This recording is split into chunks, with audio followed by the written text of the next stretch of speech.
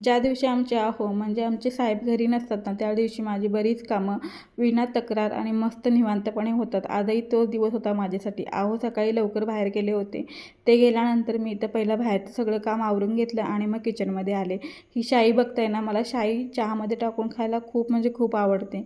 इथं मी दूध आणलं होतं, ते गाळून घेतलं, गरम करायला ठेवलं आणि मस्त असा ग्लासमध्ये चहा ओतून घेऊन प्यायले. खूप भारी वाटतं मला ग्लासमध्ये ओतून चहा प्यायला. नंतर म्हणे मावशी थोडा वेळ खेळल्या आणि मग इथं जे घरात तेल बनवलं होतं ते थोडंसं कोमट करून घेतलं. तेल आणि डोक्याला लावून घेते. इथं थोडं मालिश करते. मी रात्री झोपताना डोक्याला तेल लावायचं बंद केलं आहे, कारण त्यामुळे केस खूप गळायला लागलेत.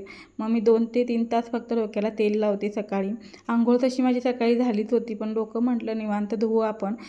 आठवड्यातून 2दा मी अशी केसांना मालिश करते आणि मग डोकं निवांत धुते थंड पाण्याने. त्यानंतर आज माझा उपवास होता म्हणून मी इथं साबुदाण्याची खिचडी न बनवता वरीच्या तांदळाचं उपीट बनवलेलं आहे आणि खूप मस्त लागतं हे.